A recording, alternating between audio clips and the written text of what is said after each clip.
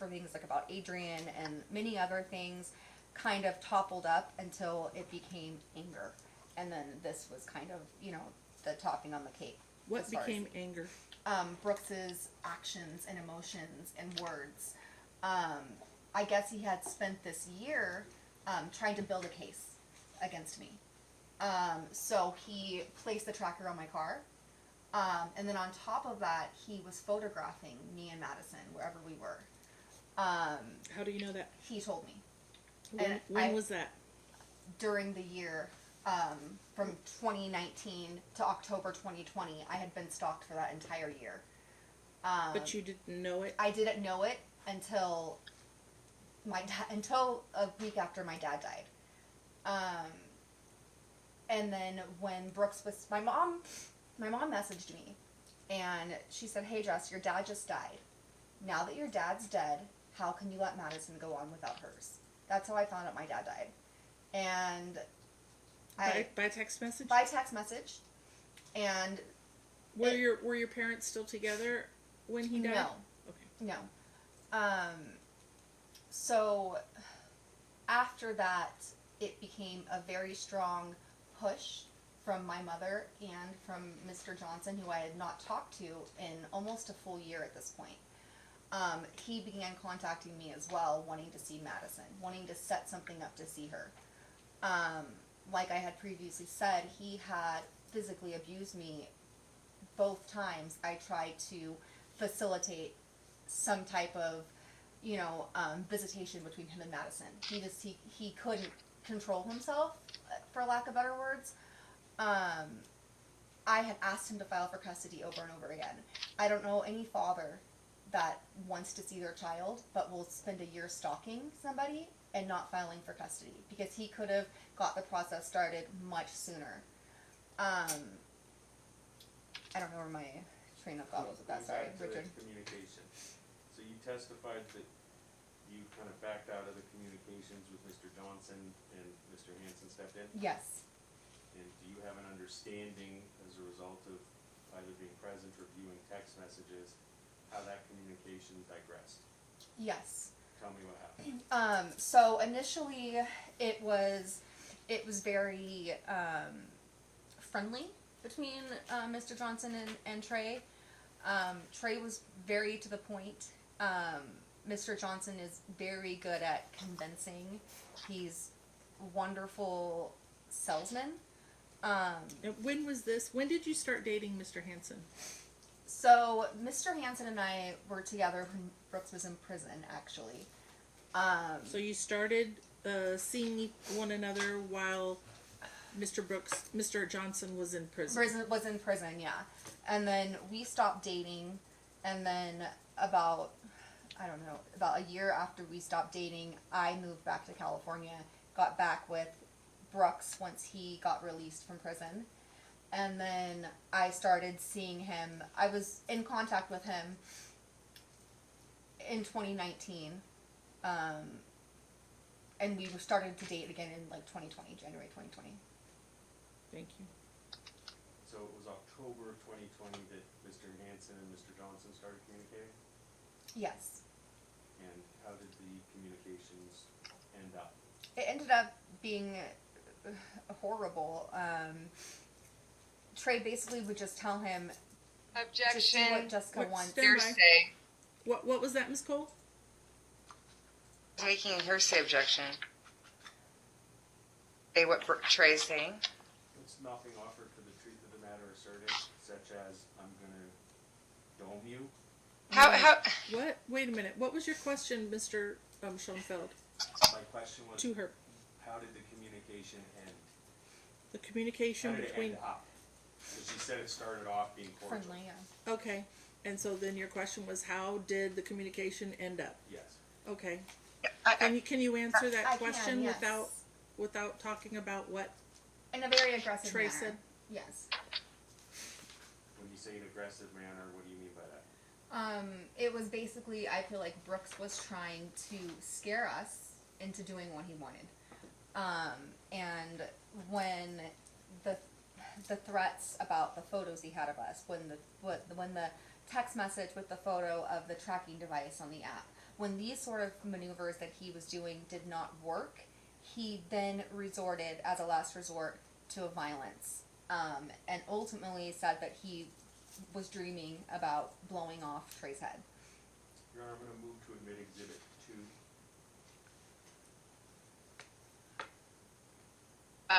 2. Okay, so the court can't see this exhibit, but I'm objecting because it lacks foundation. It looks like somebody typed some letters on a page Okay. and are saying it's a text message. Okay, then it sounds like your objection is on authenticity. Is it Well, it's and foundational. There's no phone numbers on it. I have it in digital form too, like from the app, if that. There's no even Okay, so nothing tying this to my client. okay, so wouldn't you agree then that I could take a look at that and make that determination as well? I mean, it's not probative. Yeah. It's not probative one way or the other. It's not even binding. So I'll allow exhibit number 2. Right. I mean, but for the record, that's my opinion about it. Is it just completely lacks any foundational weight? Okay, thank you. Exhibit 2 is admitted over objection. Take a look at Exhibit 2, Ms. Church. Mm-hmm. Is that an example of the threats that Mr. Johnson made? Yes. Can you read those, please? An example of the what?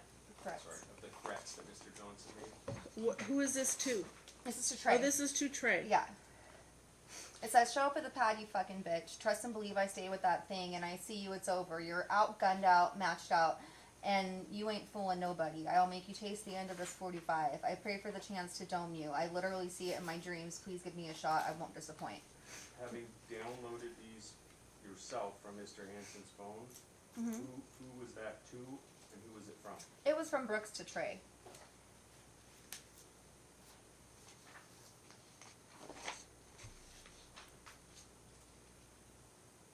What did you understand those messages to mean?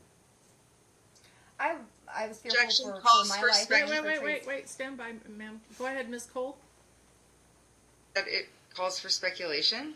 I asked her what she. He's not even a party to this alleged conversation. So, what's your understanding of this? If you know the intention behind the meaning of this, if you know, it's only if you have a basis of knowing. I mean, I think that it's pretty obvious what he was saying. It's just a straight out threat that he's saying, basically, do what I want or I'm gonna shoot you. What does dome you mean? What does that mean? That your head is like your dome, so he's gonna shoot him in the head. At this point, I was very, very fearful for my safety. And this is around the time when I actually filed for custody. Not only have I been, left for dead by Mr. Johnson, I've been stalked for a year. He put the tracker on my car. He's a home invasion robber. I was very, very, very, very fearful. So scared because I had known now that he wants to physically kill Trey, and that him acting like he has been a changed person, it was a hoax. I wanted to believe him, like I always do, but it was a straight hoax, and this was the real him. Okay. Yeah. Go ahead, Mr. Schoenfeld. Thank you, Your Honor.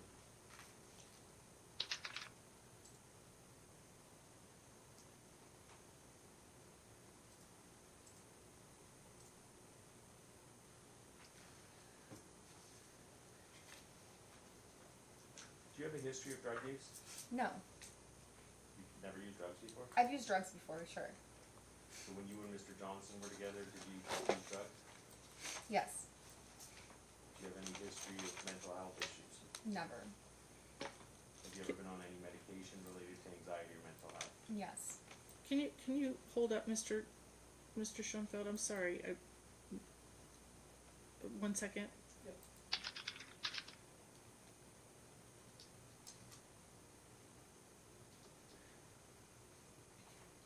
Okay, go ahead. What medications have you been on related to anxiety or any other type of mental health? Flexitine. It's Prozac.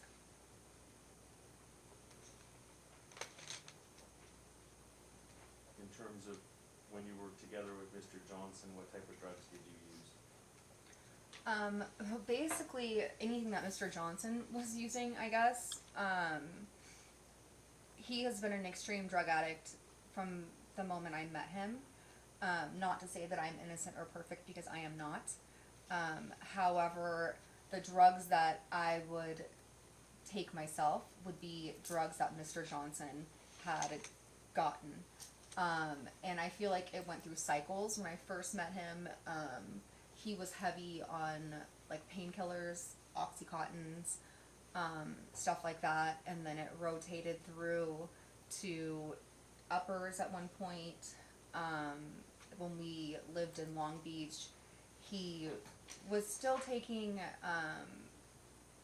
some types of like downers, like pills, but I noticed he was coming back home with like bags of cocaine from like his jobs that he was working at. And then after like 6 months, that progressed to meth, and the meth use happened right before we moved from California to Michigan. When you initiated these court proceedings, did the court order you to take a random drug test? Yes, Did you miss your first test? I did, unfortunately. Why'd you miss it? I couldn't get there on time. Can you take a look at Exhibit 9?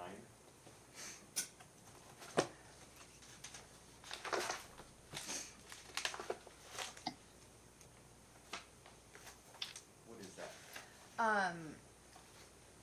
This is a note from someone at, there's another testing facility. So there's the one that is on Sunrise. That location is the one that the court had sent me to.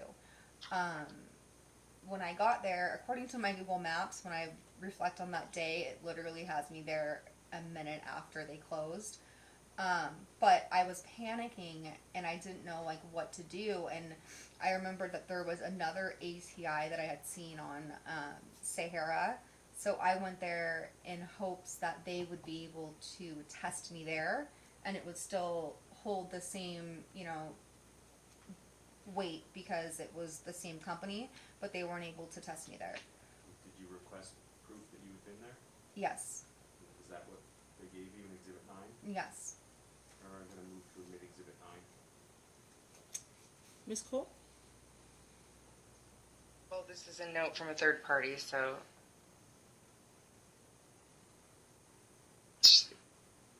allegedly from someone else. So what's your objection? It's hearsay. It's not a business record. It's just somebody, could have been Jessica, anyone, wrote something on a piece of paper. Mr. It's hearsay. Right. I think that would go to the weight of the evidence, not the admissibility. Is it hearsay? I don't know what it is. I can't see it. Yes, well, he's just laid foundation that it's proving that she went to the drug testing facility Well, she's testified. the day she was supposed to drug test. So it's an out-of-court statement offered for the truth of the matter asserted, correct? Doesn't fall under any exception or exemption that I'm aware of, so the court will exclude it. So Exhibit 9 is denied.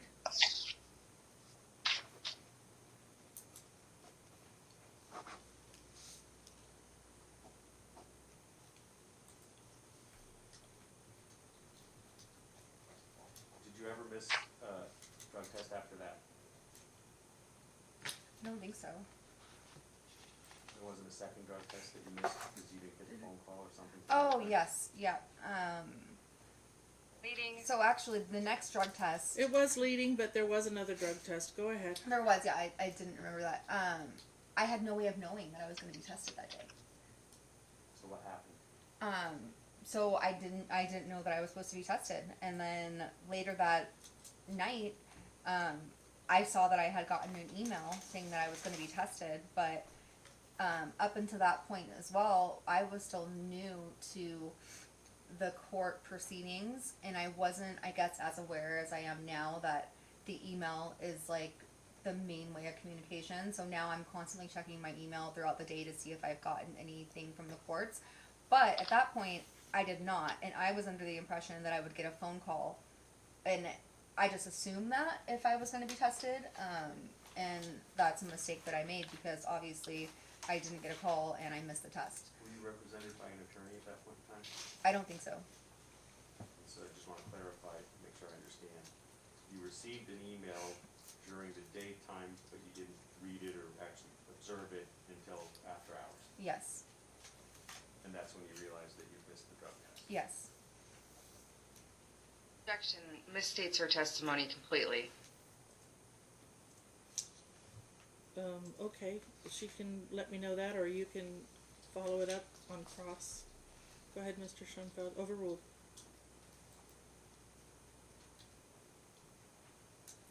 You were placed on the patch program by the court, correct? Yes. Where did you test for the patch program? Right next to Mr. Johnson's house. What's the place called? Options. Did you test positive for methamphetamine according to them? Yes. Do you dispute or agree with those test results? I completely dispute them. What have you done to assist the court in establishing your belief that the test results are inaccurate? I've been taking tests at ATI. Yeah. And you heard testimony from the person from ATI regarding at least one of those tests? Yes.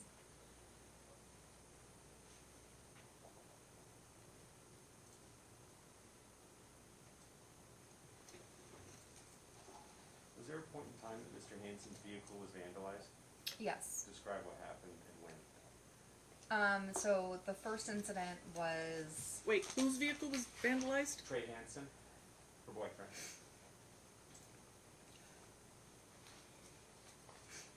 Go ahead. so the first incident happened when his truck was parked, in the back alley at his business. Whose truck? Whose Trey, business? I'm sorry. Trey owns Pricks Tattoo Studio. What's it called? Pricks, it's Pricz. Tattoo Tattoo Studio. Studio. Okay. And he parks in the back typically, and his window was smashed. And then the next day, at our house, 2 of his tires were also slashed. Did you report that vandalism to the police? I reported both of them, yeah. Can you take a look at Exhibit 13? When was this? I believe it was November. This might have the date on it, actually. Yeah, so it was November 26th. Of what year? Of 2021. 2021. And what exhibit are you referencing, Mr. Schoenfeld? Exhibit number 13. 13? 1 through 13. 1 and 3. Exhibit 13 is admitted. Is that correct? Yes. No. Okay. Okay. Exhibit 13 is already admitted. Oh yeah, and this one is for the one that happened at his business, which was the front windshield. Exhibit 13 is regarding what happened at Mr. Hansen's business. Is that what you're saying? Yes, ma'am. Did you form a belief as to who committed the vandalism? I saw who committed the vandalism.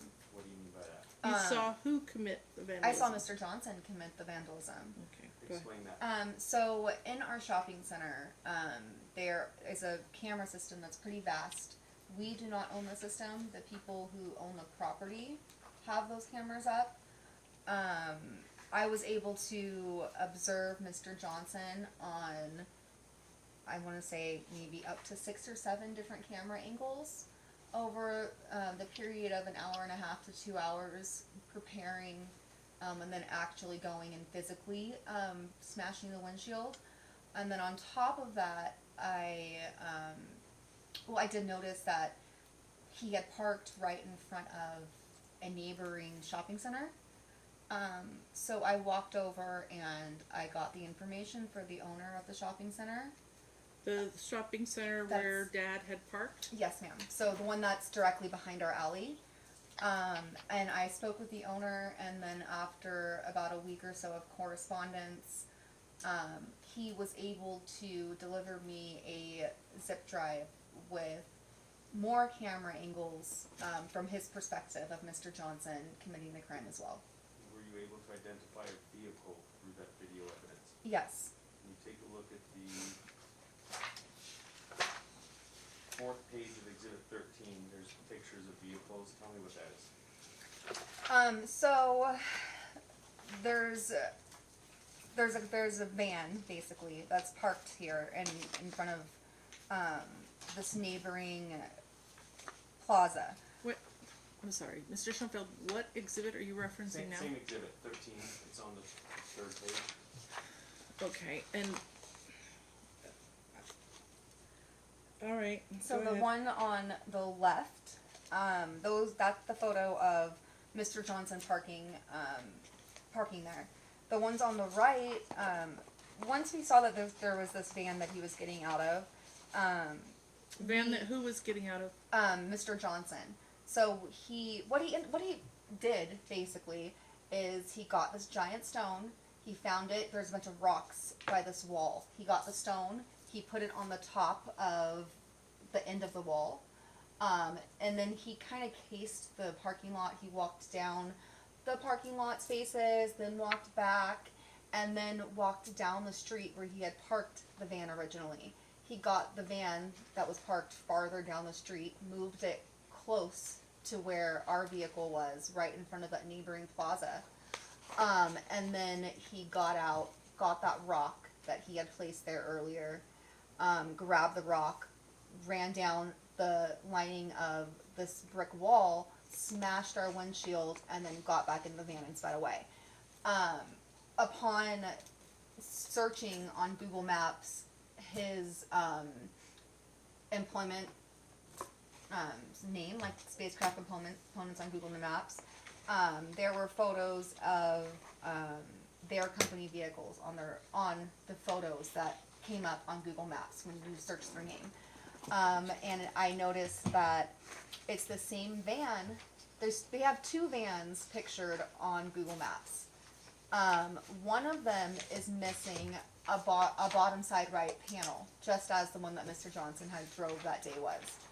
So that's what the comparison of the photos is. The one on the left is Mr. Johnson's that he drove to my boyfriend's business, and then the one on the right is the one from Google Maps, and it just shows that it has the same missing panel as the one that he drove to smash our windshield.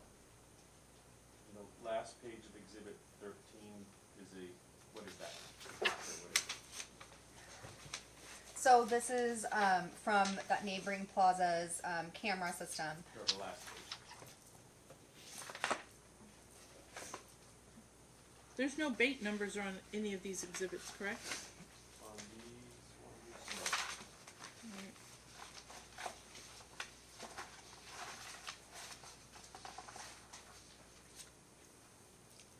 no. Last page, 13. yeah. So this is what occurred. I believe it was the next day, the very next day, or 2 days later. It couldn't have been more than 2 days later. But now at our home, parked on the street, the tires that were on the street side, both were slashed. What? So this is the last page of Exhibit 13. It's a photograph. What is it a photograph of? It's a photograph of our slashed tires. Okay. And you're saying that's taken at your home? Yes. What are those other vehicles in the front of the It's a driveway. What? It's a driveway. So it's got like a jack underneath the truck and... Because we had to put the jack to get the tires off. We had to jack up the truck to change the tires. So there were 2 tires that were Yes, both left side tires were slashed. slashed. Yes. Like with an object. I assume so, yeah. Like... So that it wasn't just that somebody let the air out of the tires. Somebody destroyed the tires. Is that what you're saying? Yeah, you Mr. can Schoenfeld, I don't need your help nodding in agreement. All right. You can actually see from the photo on the tire on the right, there's an actual hole on the bottom that you can see. Okay, thank you. Go ahead. Wait, when was this? So this was the day after the window smashing.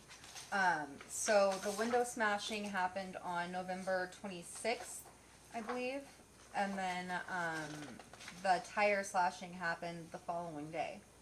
So on the 27th, I believe. It may have been the 28th. Okay, Mr. Schoenfeld. Prior to the recent protective order, you had supervised visitation with Madison? Yes. What's your understanding as to why your visitation was only supervised?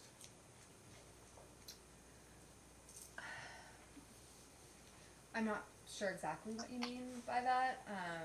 Like specifically what happened to What do you create that? believe caused the court to grant you only supervised visitation? I'm not sure. I think that it's a accumulation of many factors. But I do firmly want to say that I believe Madison is being sexually abused. And I still believe that firmly. I don't believe that I have been, I don't know how to phrase it, like cast in the best light. I guess. I would say that the drug tests have a lot to do with it, which, in my opinion, the patch test is something that is not reliable or dependable.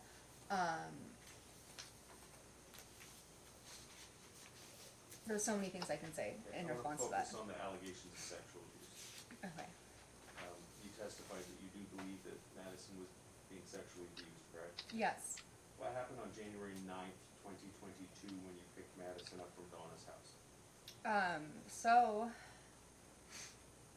I was very excited to see Madison on this day. I hadn't seen her in a full 2 weeks. Brooks was supposed to have her for 1 week.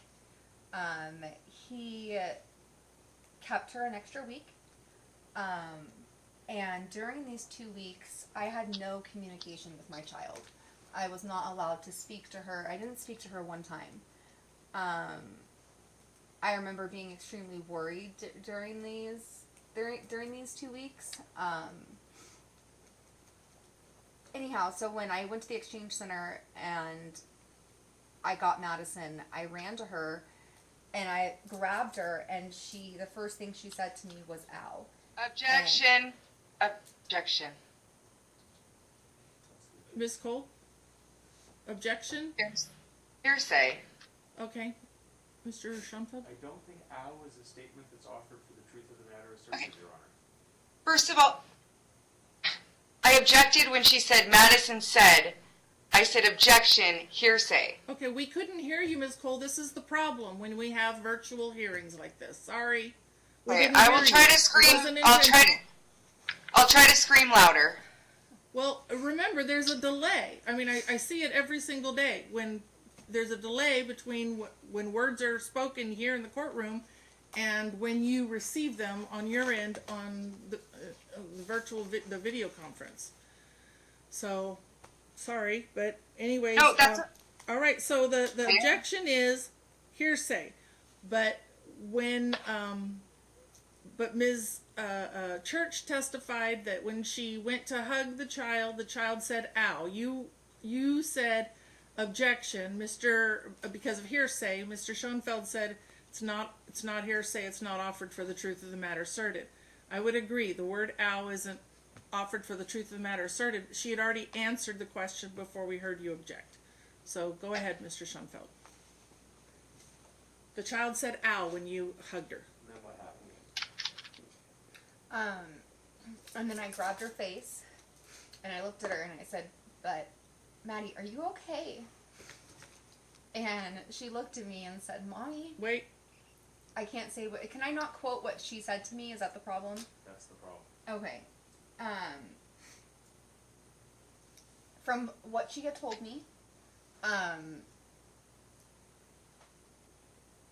took that information and I shared that with an employee at Donna's house. And I was told that they couldn't do anything for me. objection. Hearsay. I can't quote other, okay, I see. Let me ask you a question. So you picked up Maddie and she said out, Okay, correct? yes, And then from there, you had dialogue with Maddie, but don't tell us what she said, correct? yes. And did that lead you to form a belief that something had occurred? Well, I formed my belief instantly with her one sentence that she told me at Donna's house. And what did you believe had occurred? That her dad had sexually assaulted her and stuck his finger inside her rectum. And then, as a result of that information, you reported something to Donna's house? Yes. Was Donna's house able to investigate or resolve your concern? No, so I felt like with the way I feel about, a lot of people who are involved in the situation up to this point, I feel like they're closed off to the situation and they have their minds made up. When the lady's reaction was something that I did not think was, sufficient in this type of situation, I went to the truck, I put Madison in the truck with Trey, and then I came back inside once again and I spoke to the people that are in front of the security checkpoint, hoping that maybe they could guide me or help me or something, because in my mind, I hadn't seen my daughter for 2 weeks, and now I see her and she's telling me, "Mommy, I need help. I need help. Why haven't you been helping me?" And I'm trying to get help, and it's just like no one will help her. Did you go somewhere straight from Donna's house at Madison? Okay, yes. So we left here, and I don't know if we had food already or we picked up McDonald's. Somehow we had McDonald's. I wanted to take Trey back to the shop. He was going to continue working for the night, and then I went straight to UMC after that. So within a couple hours, we were at Donna's house. From Donna's house to UMC within a couple of hours. Did UMC provide you with a report? Yes. Take a look at Exhibit 12.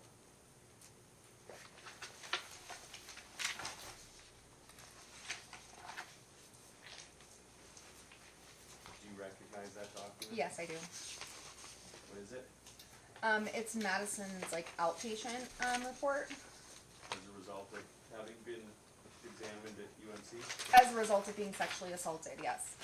With the report that they gave you? Objection misstates the report. It's the UMC medical records report, apparently. I can't see it. It's just, that's what's identified on the plaintiff's exhibit list. So when... Let me stop. Was this already? No. So I'm going to move to admit Exhibit 12. Ms. Cole? Say. I'm sorry. Did you hear what she said? I didn't hear her. Oh, it's hearsay. It's apparently being produced to, well, I believe, for the truth of this alleged sexual incident that Miss Church believes happened. Mr. And it- Schoenfeld? Oh, sorry. I thought you were done, Ms. Cole. Oh, no, it's okay. So, and it's hearsay. Statements of medical diagnosis are non-hearsay. So the objection's overruled. So there's a lot more in here than just a medical diagnosis. There's just a lot of information in here. It's all part But of if the that. court wants to let it, if the court doesn't believe that it's hearsay, I'm not going to continue going on and on. I don't think it's worth it. But for the record, it has statements from different nurses and things like that. That was the basis of my objection. But I don't remember exactly which rule it is. I'm looking it up. But in the interest of moving on, I'm fine with the court's decision. I guess I can go to the...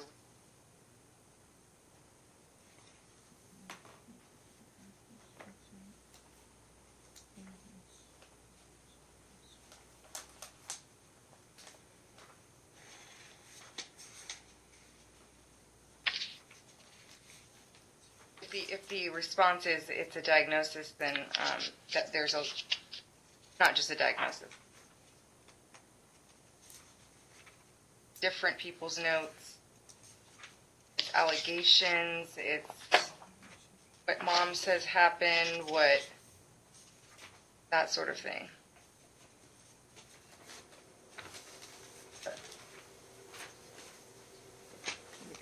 I think we've heard this so many times, you probably don't even need to look at this report. NRS 51.115.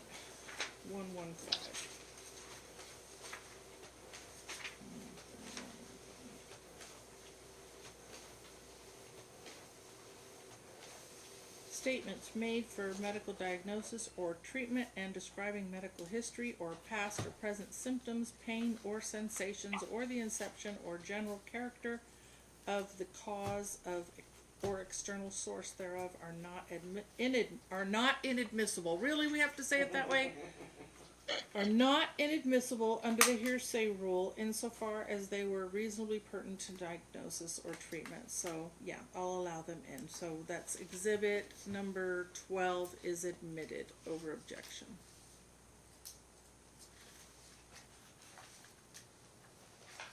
Mr. Church, if you take a look at exhibit 12, base number 593.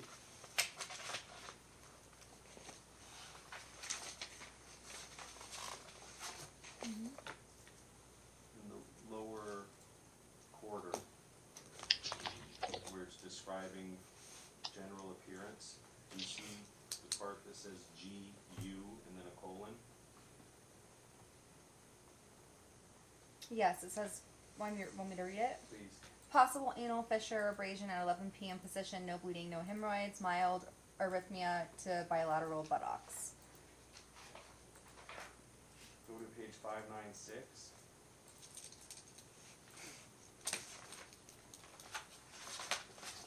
Under visit diagnosis. Mm-hmm. What does it say? It's a sexual assault of child, primary. As a result of you taking Madison to UMC, did you withhold Mr. Johnson's visitation? Yes. I have another objection to this that I just realized for the first time. This is not the complete record.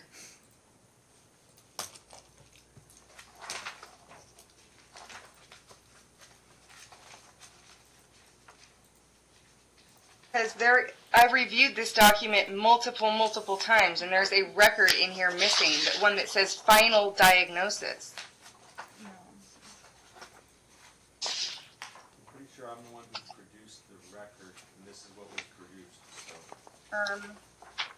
I need a moment. Unless he's talking about the other one.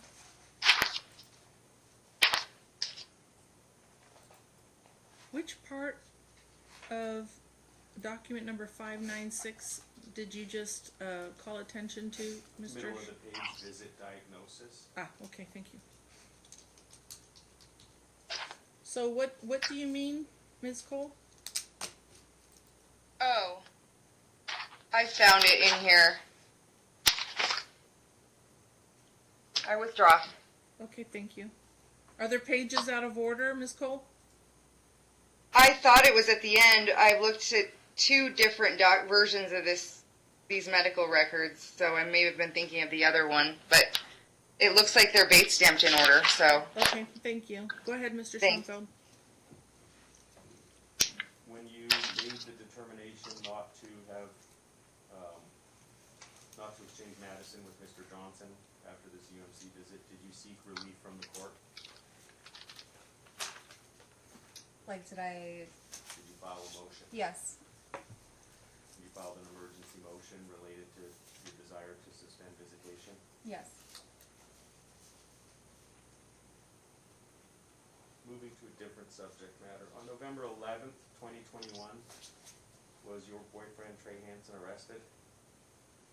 Yes. What happened? So up to this point, like I would say, a week prior, let's go back that far, Madison had not had any contact with her father. Madison has been very vocal about her dad sodomizing her, about her dad allowing other adults to sodomize her as well. And There's an objection. Objection, hearsay? As to what the child is saying? Allegedly? Your, She said she's been very vocal about dad sodomizing her. And allowing other adults to sodomize her as well. Is that hearsay? It's really non-responsive to my question. Yeah. So, if I may, Your Honor. Okay, go ahead. That's the trouble when you're not allowed to lead even on foundational aspects, but. Go ahead, Mr. here's where we're Schoenfeld. at. What was the actual incident that occurred on November 11th, 2021 that resulted in Mr. Hansen being arrested? Mr. Johnson disobeyed the court's orders by coming to my shop, my boyfriend's shop, where he knew that I was, my location. He disobeyed the court order by calling, not through the Talking Parents app, calling the business to yell at me and tell me that I needed to allow him to see his daughter. During that phone call, I told Mr. Johnson, do not come down here, because instinctually I knew by the tone of his voice, I knew by the way that he was angered that he was about to produce a situation, and that was the whole reason for calling to begin with. I told him to call 311 to do a welfare check. I probably told him this at least 5 times, maybe 10 times, 5 to 10 times. I said in different ways, call the police, do a welfare check, do not come here. When I hung up the phone, maybe a couple hours had passed, and that's when Mr. Johnson's girlfriend decided that she was going to take it upon herself to come in and actually barge in, waving papers and screaming. And if we are worried about Madison's, view of these things, like Mr. Johnson says that he is, it doesn't seem like a very smart thing to do, to send, Cody in causing a scene and screaming that I have to give her back to her father. Once this happened, instantly I was like, where is he? He's got to be here. Like, very, very nervous. Who are you referring to? Brooks. Because first of all, he's not supposed to call. He did. Second of all, Cody is not supposed to be there. She was there. So now I'm like, what's going to happen? This is going to be crazy. Like, he's literally breaking the law right now by coming here. And so in my mind... What court order said he couldn't go, and you're talking about to the tattoo shop, correct? yeah, just to my vicinity. Okay, basically. All right, So what order said that he couldn't do You that? had a no contact order set in place at that time between Brooks and myself. We were not supposed to go near each other's homes or near each other, and I believe that also went and applied to our significant others as well. But he was not supposed to, according to your order, he was not supposed to be there. So did it turn out that Mr. Johnson was in fact in the parking lot? He was. So when Cody came in, and I'm not sure if you've seen the video of this. I have not. Judge Mercer. There's actually a video of Cody coming into the shop. I've not seen any of this. Okay. Is it an exhibit? Is it evidence? No, it's not an And the reason I bring this up is because they have been very vocal about Madison seeing a weapon, about Madison, being involved in this. Madison did not see a weapon, and Cody, when asked to leave multiple times, she Wait a minute. refused. Whoa, you're jumping way. You said Okay. Cody came in, and now you're Cody. talking about the child seeing weapons. Well, no, I'm What- saying the reason. Can you that, walk me through this without, like, going from A to... Sorry, I wasn't N. aware that you had not seen the video. I've not seen the video. So there is a video from like security cam footage in the shop of Okay. of Cody, Brooks' girlfriend, walking in. Okay. When she walks in and I realize who she is, I send Madison to the back, and I tell Trey, "That's Cody. It's Brooks' girlfriend." And he's like, "What the hell?" And he grabs his gun and goes outside. And I So feel what, he passed Cody with his gun? he wasn't holding it, like waving it around. I believe he must have put it in his pants or something. But he paid no mind to Cody. He just Walked went directly. past her and went outside? Yes, he walked past her and went directly outside. Okay. I would like to think that maybe that is some sort of like. Tell me what happened. Cody stayed in there for a couple more minutes. After Mr. Hansen After went Mr. outside. Hansen went outside. She was unable to, rattle my feathers, which I feel like she was trying to get a rise out of me or a reaction, being that we had court 2 days, after this day. So they came in, and then 2 days later, we had court set. So I feel like this was intentional. Like I said, he's a sociopath. I believe that he painted this situation. He was going to try to create a problem and then present it to you 2 days later at court, which is pretty much what happened. My boyfriend ended up getting arrested.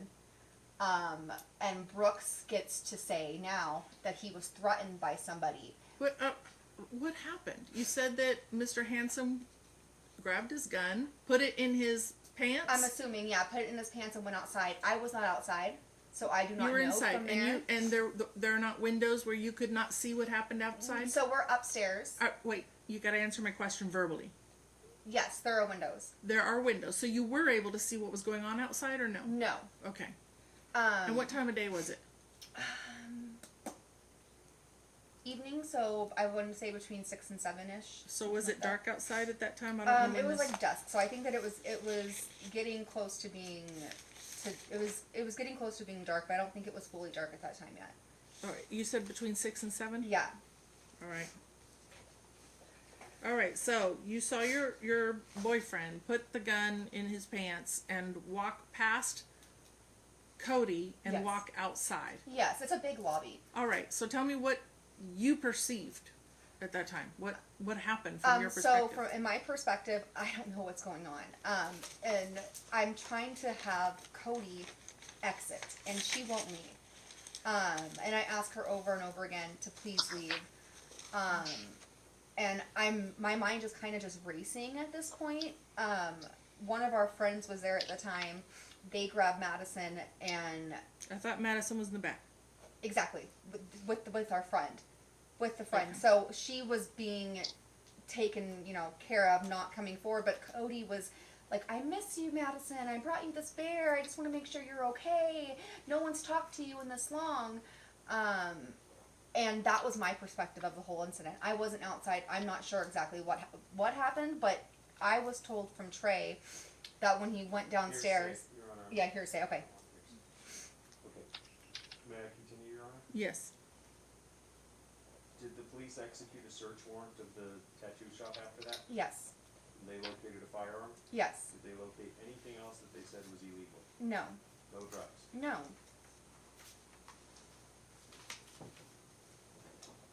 Are you aware that Mr. Johnson has reported that his vehicle has been vandalized? Yes. Do you know who vandalized his vehicle? I have no idea. And I'm honestly I'm doubting the fact that that even happened. Are you currently on any prescription medication? Yes. What are you taking? Prozac. Has that been prescribed to you? Yes. Was there a period of time when you were not taking your Prozac since, was there a period of time in the last 3 years where you were not taking your Prozac? I think there might have been a couple months where I didn't take it, but pretty much I've been taking it the whole time. Wait. When were you first prescribed to take Prozac? I think the first time I took it was in my early 20s. And I've kind of been off and on it for, over a decade. When the abuse with Maddie's dad was getting very bad in Michigan, I found myself feeling very depressed. And I went and sought, from a doctor, not like a therapist or anything, but it's like a regular doctor at the clinic, a Prozac prescription. And So when did you have the Prozac filled last? The last time I did? Oh, last month. Last month? Yeah. So you I'm have it still filled taking it. every month? Every month, yes. Okay, and you've been taking it regularly Yes. since when? I I understand that you've been taking it off and on since your early 20s.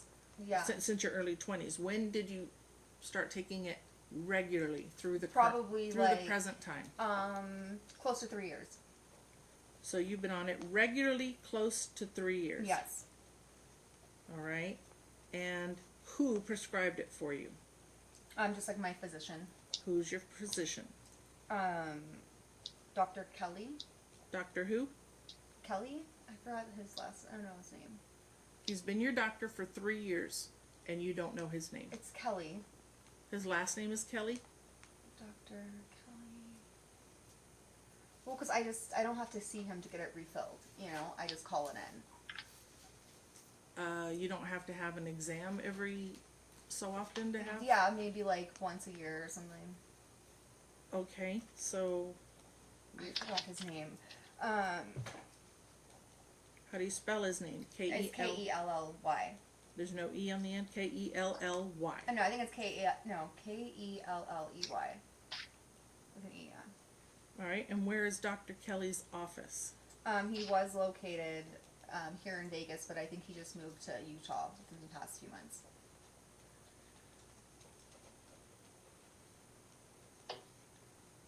What leads you to believe that he moved to Utah within the last few months?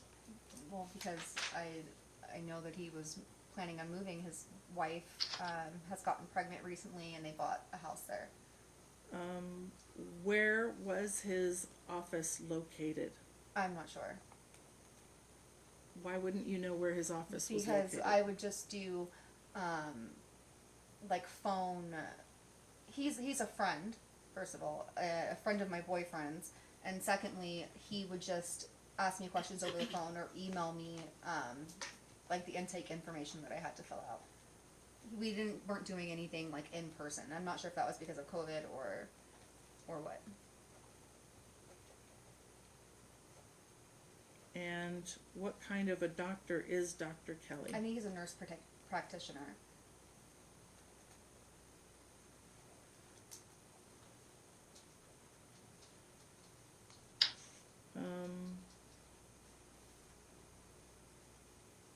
So he's a friend of your boyfriend?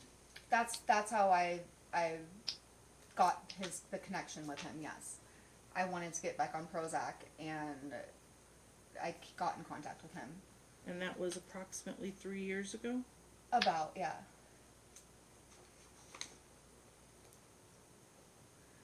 So did he maintain an office?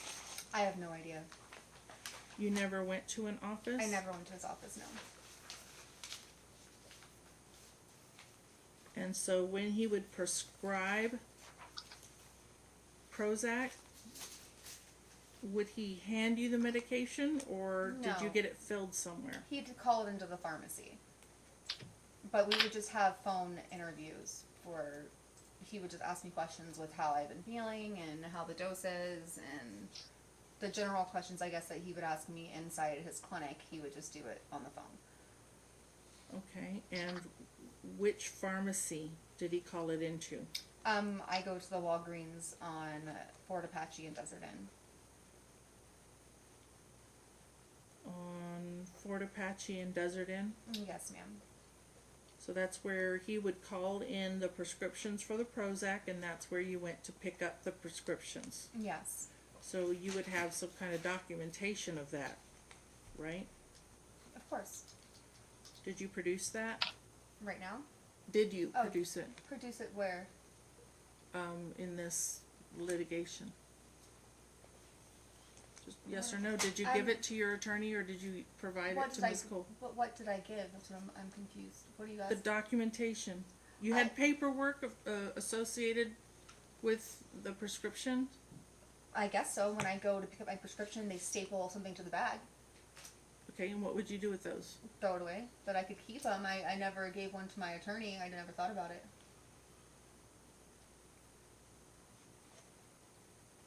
You said Fort Apache and where? Desert Inn. Desert Inn, that's right. All right. And you go once a month to go pick that up?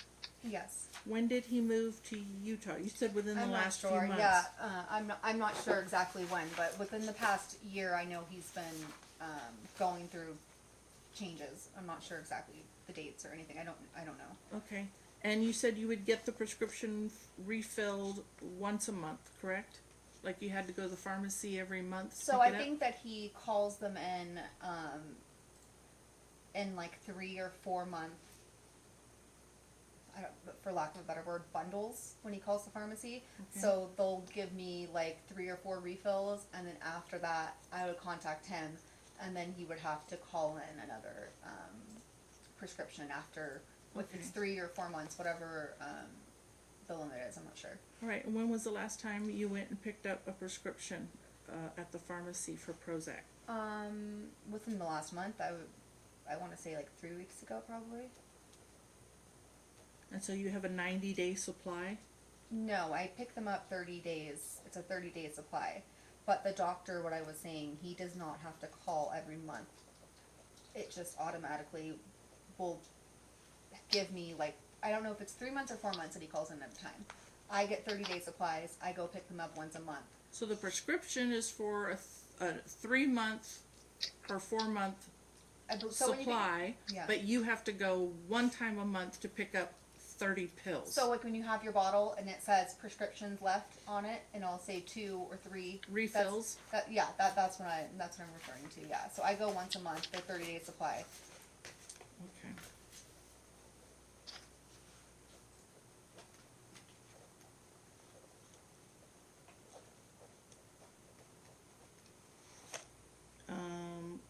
Oh, okay, what, doctor, okay, go ahead, Mr. Schoenfeld. Thank you. Ms. Church, are you currently employed? No, Do you help out at the tattoo shop? I do occasionally. Yes. What do you do when you're there? I'll answer the phones. I'll just generally help out, I guess. But I haven't been there in 2 weeks, actually. But when I'm there, I'm basically just going to hang out, I guess. I'll answer the phones for sure, but that's like the only thing I'll do for sure when I'm there. Do you get paid for doing that? No, Why don't you get paid? because I'm not an employee. I don't do the things that an employee would do. And I'm not there enough physically. It's your boyfriend's business? Yes. Where do you reside? I Not the reside- address, but who do you reside with? I live with Trey, my Whose house boyfriend. is it? It's Trey's house. Do you pay rent? No. We've seen pictures of a vehicle. Do you have a vehicle that you can drive? I do, yeah. Whose vehicle is that? It's Trey's. Do you pay for that vehicle? No. Do you pay household expenses? No. So Mr. Hanson supports you? Yes. You have a driver's license? I do. It's current and active? Yes, ma'am. Okay. And what vehicle is it that you drive? Usually we share his truck. So you're usually together, but do you ever drive anywhere on your own? Yes. Yes. So, like today, for instance, I usually like to drive his truck, and if he's at the shop working, he doesn't need his vehicle there, so I could drive it. And but that's if the he's- vehicle that was in the picture? Yes, Truck? ma'am. Okay. What What kind of truck is it? Do you know? Yep, it's a Chevy Colorado. Do you know what year it is? I think it's a 2020 maybe, or 2019. Chevy Colorado? Yeah. What color is it? It's white. All right. Go ahead, ma'am. Anyway, and then we have another like a little car that's like a Honda Pilot, and that car I'll drive if we both need the vehicles like today. So how did you get to court today? I drove the Honda. You said that you haven't been at his shop for the past 2 weeks. Why is that? Honestly, I've been missing Maddie a lot, and I'm struggling. I'm having a hard time with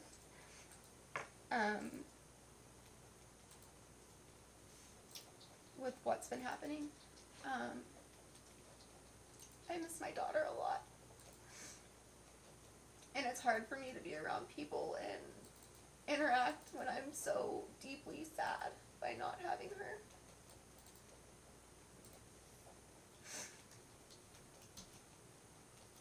Okay.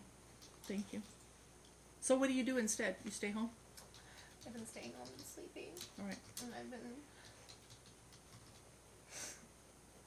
trying to figure out how I can help her. Okay. Go ahead, Mr. Schoenfeld. Thank you.